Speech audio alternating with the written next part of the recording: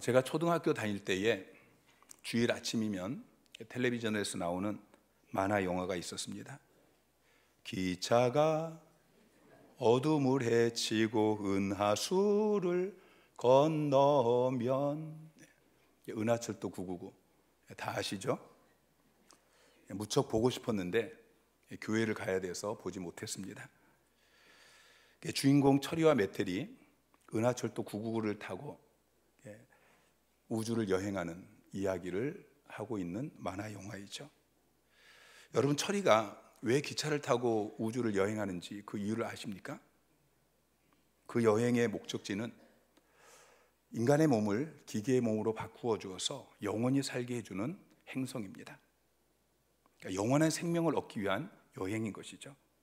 과학의 힘으로 영원한 생명을 얻고자 하는 인간의 욕망을 엿볼 수 있습니다. 여러분도 영원한 생명을 얻기를 원하십니까? 대답이 너무 작으시네요. 여러분, 저와 여러분은 은하철도 999를 타고 우주 끝까지 여행하지 않아도 이미 영생을 얻으신 줄 믿으시기 바랍니다. 오늘 우리는 드디어 사도신경의 마지막 부분까지 왔습니다. 오늘은 몸의 부활과 영생을 믿습니다 라는 부분을 살펴보게 될 것입니다. 우리는 이미 앞부분에서 예수 그리스도의 부활에 대한 신앙 고백을 살펴보았습니다. 우리는 예수 그리스도께서 장사된 지 사흘 만에 죽은 자 가운데서 다시 살아나실 것을 믿습니다. 오늘 우리가 살펴볼 것은 예수 그리스도의 부활이 아니라 우리 몸의 부활에 대한 신앙 고백입니다. 예수 그리스도께서 부활하신 것처럼 저와 여러분도 부활하게 되어질 것입니다. 어떤 학자는 기독교를 예수 그리스도의 부활에서 시작해서 성도의 부활로 끝나는 종교다, 그리스도의 부활로 시작되고 성도의 부활로 끝나는 종교, 이게 기독교라고 정의했습니다. 실제로 이 땅의 교회는 그리스도께서 부활하신 직후에 초대교회가 시작이 되었습니다. 그리고 성도가 부활할 때 그 역사는 끝이 나게 될 것입니다. 그런데 우리가 여기서 부활을 믿는다고 고백할 때에 이 고백은 우리의 영혼의 부활이 아닙니다. 우리의 몸의 부활입니다. 여러분, 부활은 다시 살아나는 것입니다. 여러분, 우리 영혼은 이미 다시 살아났습니다. 자, 에베소서 2장 5절 말씀 시작. 허물로 죽은 우리를 그리스도와 함께 살리셨고 너희는 은혜로 구원을 받은 것이라. 자, 하나님께서 우리를 이미 살리셨습니다. 우리의 영혼이 살아난 것입니다. 우리는 은혜로 구원을 얻었습니다. 우리가 예수 믿고 구원받은 순간 우리의 영혼은 다시 살아났고, 여러분, 우리의 영혼은 다시 죽지 않습니다. 우리의 영혼은 부활할 필요가 없는 것이죠. 그러나 그것으로 끝이 아닙니다. 우리의 몸도 부활하게 될 것입니다. 자, 고린도전서 15장 20절 말씀을 보면, 그러나 이제 그리스도께서 죽은 자 가운데서 다시 살아나사 잠자는 자들의 첫 열매가 되셨도다. 자, 그리스도께서 부활하신 것을 첫 열매라고 이야기하고 있습니다. 첫 열매라는 말은 그 다음에 똑같은 열매가 계속해서 열린다는 의미인 것이죠. 예수님께서 부활의 첫 열매이시기 때문에 우리도 예수님처럼 부활하게 될 것입니다. 여러분, 예수님은 영원히 죽었다가 다시 살아나신 것이 아닙니다. 몸이 죽었다가 부활하셨습니다. 우리도 몸이 부활하게 되어질 것입니다. 여러분, 믿으십니까? 그 다음에 영생을 믿는다고 고백합니다. 여러분, 영생이 무엇입니까? 영생은 단순히 죽지 않고 영원히 사는 것을 의미하지 않습니다. 사람은 하나님의 형상대로 창조되었는데요, 여러분, 죄로 인해서 우리 안에 있는 하나님의 형상이 부패되고 희미해졌지만 여전히 우리에게는 하나님의 형상이 남아 있습니다. 그 중에 하나가 불멸입니다. 사람은 누구나 영원히 삽니다. 그러나 중요한 것은 누구와 함께 어떤 상태로 영원히 사느냐 하는 것이죠. 여러분, 예수 믿지 않는 사람은 지옥에서 마귀와 함께 영원히 삽니다. 여러분, 지난주에 영적인 죽음에 대해서 말씀을 드렸죠. 여러분, 죽음이 무엇입니까? 죽음은 분리입니다. 우리의 영혼이 하나님과 분리되어지는 것, 이것이 영적인 죽음입니다. 이사야 59장 2절 말씀 시작. 오직 너희 죄악이 너희와 너희 하나님 사이를 갈라놓았고 너희 죄가 그의 얼굴을 가리어서 너희에게서 듣지 않으시게 함이니라. 너희 죄악이 너희와 너희 하나님 사이를 갈라놓았다라고 이야기하고 있어요. 여러분, 이들은 죽으면 지옥에 갑니다. 지옥에서 영원히 삽니다. 근데 그곳에서 영원히 산다고 해서 영생을 누린다라고 말하지 않죠. 지옥에서 영원히 사는 것을 영멸이라고 이야기합니다. 데살로니가 후서 1장 9절에 보면은 이런 자들은 주의 얼굴과 그의 힘의 영광을 떠나 영원한 멸망의 형벌을 받으리로다.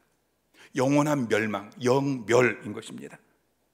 여러분, 여기서 멸망이라고 번역되어진 헬라어 단어가 올레드로스라는 단어인데, 이 올레드로스라는 단어는 멸망, 파멸, 그리고 죽음이라는 의미를 가지고 있습니다.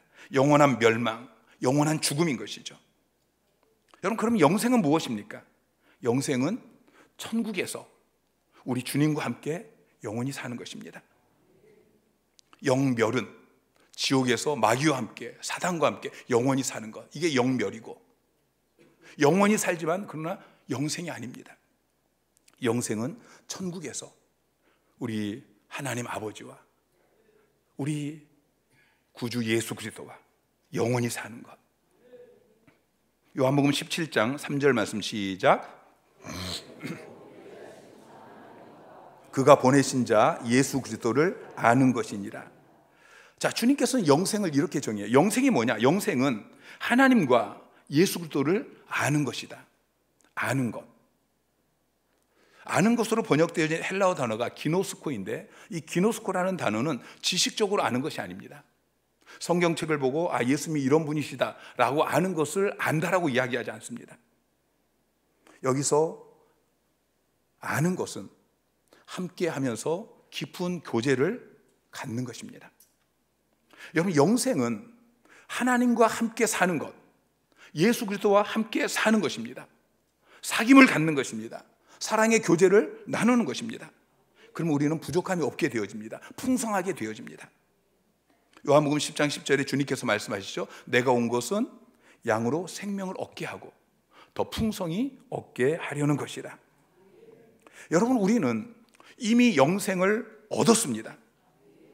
요한복음 5장 24절에 주님께서 말씀하시죠. 내 말을 듣고 또 나 보내신 이를 믿는 자는 영생을 얻었고 심판에 이르지 아니하나니 사망에서 생명으로 옮겼느니라. 여러분, 예수님을 믿으시죠? 예수님을 믿는 사람은 이미 영생을 얻었습니다. 예수님께서 재림하실 때에 영생을 얻는 것이 아니고 이미 얻었다. 사망에서 생명으로 이미 옮겨졌다라고 말하고 있습니다. 이미 이루어진 사건입니다. 여러분, 영생은 이미 시작이 되어졌습니다. 이 땅에서 지금부터 여러분 영생을 누리시기 바랍니다. 그러나 이 땅에서는 우리가 영생을 온전하게 누릴 수가 없습니다. 왜냐하면 우리의 몸 때문입니다. 로마서 7장 24절에 바울이 이렇게 고백하죠. 오라 나는 공고한 사람이로다. 이 사망의 몸에서 누가 나를 건져내랴. 우리의 영혼은 거듭났습니다. 그러나 우리의 몸은 아직 사망의 몸입니다. 그래서 19절에 바울이 고백하기를 내가 원하는 바 선은 행하지 아니하고 도리어 원하지 아니하는 바 악을 행하는도다. 우리의 영혼은 거듭났지만, 우리의 영생이 주어졌지만 우리의 몸이 사망의 몸이기 때문에 이 땅에서는 영생의 복을 온전하게 누리지 못하는 것입니다. 우리의 영혼이 거듭난 것처럼 우리의 몸도 다시 살아나야 합니다. 우리의 몸이 부활해야 합니다. 그래서 성도의 영생은 죽음을 통과하면서 온전해집니다. 그래서 성도의 죽음이 복된 죽음인 것이죠. 성도가 죽으면 우리의 몸은 땅에 묻히게 되어지고 썩게 되어지지만, 그러나 우리의 영혼은 죽지 않습니다. 그 영혼은 낙원에서 우리 주님과 함께 있게 되어집니다. 이때 우리의 영혼은 동면 상태에 있는 것이 아니고 잠자는 상태에 있지 않습니다. 거기서도 우리는 영생을 누립니다. 지금보다 이 땅에서 우리가 누리는 그 영생의 삶보다 더 풍성한 영생을 누리게 되어집니다. 이 사망의 몸을 벗어나서 주님과 함께 기쁘고 즐겁게 안식을 누리게 되는 것입니다. 가톨릭에서는 성도가 죽은 다음에 중간 상태, 연옥이라고 이야기하죠. 연옥에 들어가서 거기서 부활할 때까지 머무른다라고 주장하는데요. 그러나 성경은 그렇게 말하지 않습니다. 성경은 성도의 영혼이 몸과 분리되는 그 순간 그리스도 앞으로 곧바로 간다라고 가르치고 있습니다. 예수님께서 십자가에 못 박혀 돌아가실 때에 회개했던 한평 강도에게 이렇게 말씀하십니다. 누가복음 23장 43절 말씀 시작. 예수께서 이르시되 내가 진실로 내게 이르노니 오늘 내가 나와 함께 낙원에 있으리라 하시니라. 내가 재림하면 이라고 말씀하지 않습니다. 오늘 내가 나와 함께 낙원에 있을 것이다 말씀하셨습니다. 여러분, 사람은 죽으면 귀신이 되어서 이 세상을 떠돌지 않습니다. 신자나 불신자나 누구든지 죽으면 그 즉시 낙원으로 가든지 음부로 가든지 둘 중에 하나입니다. 조상이 죽으면 그 귀신이 자손들의 삶 가운데 복을 주고 저주를 준다고 생각하면서 제사를 지내는 것은 이건 잘못된 일입니다. 여러분, 조상들에게 제사 지내지 마십시오. 여러분, 죽은 조상은 여러분이 제사 지내는 그 제사상 받으러 절대 못 옵니다. 제사를 지내면 조상들에게 복을 받는 것이 아니고 하나님께 벌을 받습니다. 출애굽기 20장 5절 말씀 시작. 그것들에게 절하지 말며 그것들을 섬기지 말라.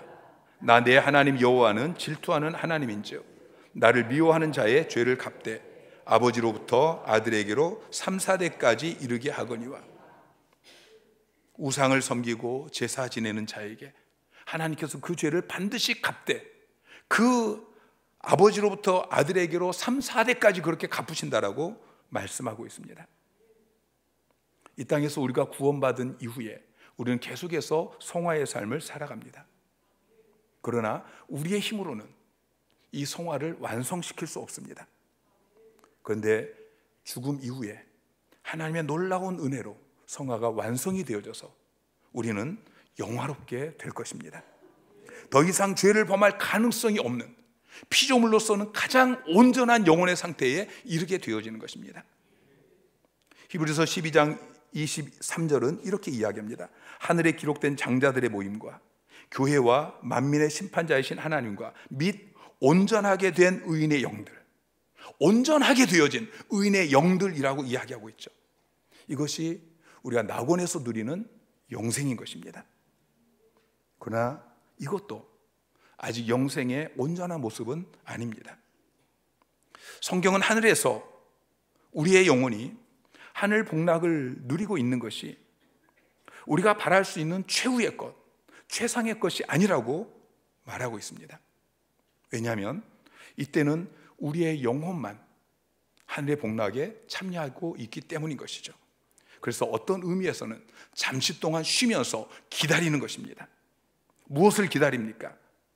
요한계시록 6장 9절은 이렇게 이야기합니다. 죽임을 당한 영혼들이 제단 아래 있어 11절에 각각 그들에게 흰 두루마리를 주시며 이르시되 아직 잠깐 동안 쉬되 그들의 동무 종들과 형제들도 자기처럼 죽임을 당하여 그 수가 차기까지 하라 하시더라. 우리는 낙원에서 그 성도들의 수가 차기까지, 천국에 들어갈 모든 성도들의 수가 차기까지 우리는 기다리는 것입니다. 그리고 성도들의 수가 차게 되어지면 그때 주님께서 재림하십니다. 그리고 그때 우리의 몸이 부활하게 되어지는 것이죠. 그때부터 우리는 완전한 영생을 누리게 되는 것입니다. 그래서 성도의 궁극적 소망은 우리 주님께서 재림하시고 우리의 몸이 부활하게 되어지고 완전한 영생을 누리는 것이, 그것이 우리 성도의 궁극적 소망이 되어야 하는 것입니다. 우리의 신앙 고백은 그리스도께서 재림하신 이후에 우리의 몸이 부활하게 되어질 것이고 완전한 영생을 누리게 될 것을 믿는다고 고백하는 것입니다. 우리가 죽게 되어지면 우리의 영혼은 하늘에서 그 온전한 영혼에 걸맞는 온전한 몸을 입기를 기다리게 됩니다. 51절 52절 말씀 시작. 보라, 내가 너희에게 비밀을 말하노니 우리가 다 잠잘 것이 아니요 마지막 나팔에 순식간에 홀연히 다 변화되리니 나팔 소리가 나매 죽은 자들이 썩지 아니할 것으로 다시 살아나고 우리도 변화되리라. 주님께서 재림하실 때 나팔소리와 함께 우리의 죽은 몸이 썩지 아니할 몸으로 부활하고 변화될 것이라고 말씀하고 있습니다. 어느 할머니에게 예수 믿으라고 하니까 그 할머니가 예수 믿으면 뭐가 좋냐고 되물었어요. 그래서 이야기했습니다. 예수 믿으면 천국 갑니다. 할머니가 또 이야기해요. 천국 가면은 우리 죽은 영감도 만날 수 있어? 그러면요, 만날 수 있죠. 그놈의 영감 거기서 또 만나요? 나 예수 안 믿겠어. 여러분, 이 할머니가 몰랐던 사실은 천국 가면 그곳에 그놈의 영감이 있을 것이고 또 서로 알아보게 되어질 것이지만, 그러나 지금의 죄와 허물이 많은 이 모습이 아니고 변화된 모습이라는 거예요. 어떤 모습으로 변화될까요? 하나님께서 우리에게 샘플로 보여주신 것이 있습니다. 예수님의 부활. 이것이 우리 부활에 대한, 우리 몸의 부활에 대한 샘플이고 모델인 것입니다. 과일나무에 첫 열매가 사과가 열렸습니다. 그럼 그 다음에 뭐가 열릴까요? 사과가 열리죠. 배가 열리지 않습니다. 모델하우스에 가면은 아직 우리 집이 지어지지 않았지만, 그러나 앞으로 우리 집이 어떤 모습으로 지어질 것이다 라는 것을 예상할 수 있는 것입니다. 주님께서 재림하실 때에 우리의 몸도 부활하신 주님과 같이 썩지 않고 늙지 않고 수고와 고통이 없는 영광스러운 모습으로 부활하게 되어질 것입니다. 자, 고린도전서 15장 42절부터 44절까지 시작. 죽은 자의 부활도 그와 같으니 썩을 것으로 심고 썩지 아니할 것으로 다시 살아나며, 욕된 것으로 심고 영광스러운 것으로 다시 살아나며, 약한 것으로 심고 강한 것으로 다시 살아나며, 육의 몸으로 심고 신령한 몸으로 다시 살아나나니 육의 몸이 있은즉 또 영의 몸도 있느니라. 아멘. 부활할 때 우리의 몸이 다시 살아나기 때문에 화장하면 안 된다라고 말하는 분이 있는데요, 그렇지 않습니다. 우리 육체가 땅에 묻혀서 썩든지, 아니면 바다에 빠져서 고기가 다 먹어버리든지, 아니면 화장을 해서 다 불타버리고 재만 남든지 상관이 없습니다. 우리는 죽기 전과는 전혀 다른 새로운 몸으로 부활하게 되어집니다. 교통사고로 몸을 다쳐서 장애의 몸을 갖고 있을지라도 부활할 때는 그 몸이 아닙니다. 80세, 90세 노인으로 죽었을지라도 여러분, 천국에 가면 노인들만 가득 차 있지 않습니다. 썩지 아니할 것, 죽지 아니할 것, 영광스러운 것, 강한 것, 신령한 것, 영의 몸으로 다시 살아나게 되는 것입니다. 부활하신 주님과 같은 모습을 가진 우리 부활체가 새하늘과 새 땅에서 영원히 살게 되어질 것인데, 그것이 온전한 의미의 영생인 것입니다. 사랑하는 성도 여러분, 몸의 부활과 영생을 믿으십니까? 계속해서 말씀을 드리지만 신앙 고백은 우리가 예배 시간에 사도신경을 암송할 때 그때만 고백되어서는 안 되는 것입니다. 입술이 아닌 삶으로 고백해야 하는 것입니다. 그것이 진짜 믿음입니다. 여러분, 몸의 부활과 영생을 믿습니까? 그렇다면 우리는 이제 이 땅에서 어떻게 살아야 합니까? 첫째, 견실하며 흔들리지 마십시오. 바울은 마지막 절에 이렇게 이야기합니다. 58절 말씀 시작. 그러므로 내 사랑하는 형제들아, 견실하며 흔들리지 말고 항상 주의 일에 더욱 힘쓰는 자들이 되라. 이는 너희 수고가 주 안에서 헛되지 않은 줄 알미라. 견실하며, 견실하다는 것은 견고하다, 굳게 서다, 그런 의미입니다. 굳게 서서 흔들리지 마십시오. 이 세상에서 잠깐 힘들고 어려운 일이 있을지라도 너무 낙심하지 마시기 바랍니다. 그 힘든 모든 일들은 결국 지나가게 될 것입니다. 잠깐 후면 우리 주님께서 오실 것이고 우리는 저 천국에서 영생을 누리게 될 것입니다. 어떤 왕이 신하들에게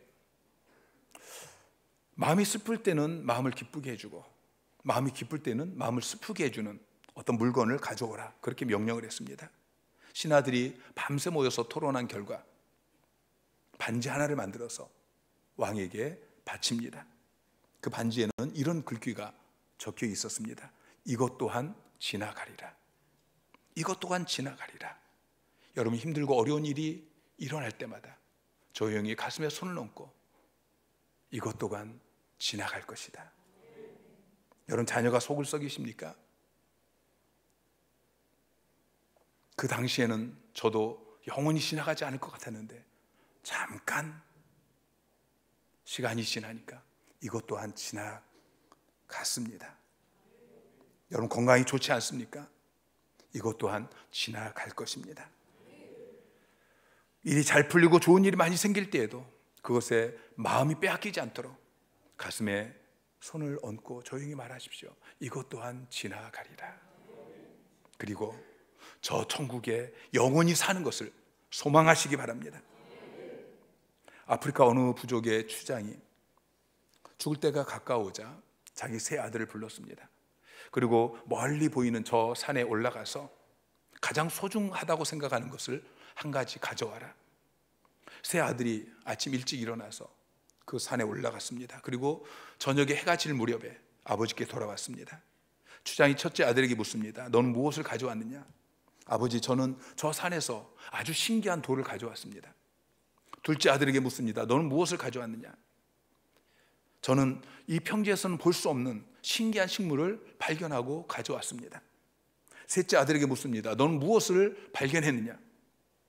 셋째 아들이 흥분해서 이렇게 이야기합니다. 아버지, 저는 저 산 꼭대기에 올라가서 저 산 너머를 바라보았습니다. 저 산 너머에는 우리가 살고 있는 이곳과는 비교되지 않는 광활하고 비옥한 초원이 펼쳐져 있었습니다. 우리가 사는 이곳은 너무 좁습니다. 우리 부족은 저 산 너머로 이주해 가야 합니다. 추장이 말합니다. 맞다, 내가 바로 보았다.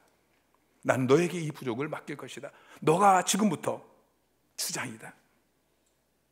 여러분, 이 추장의 세 아들이 사는 모습이 오늘 우리가 이 땅을 살아가는 모습입니다.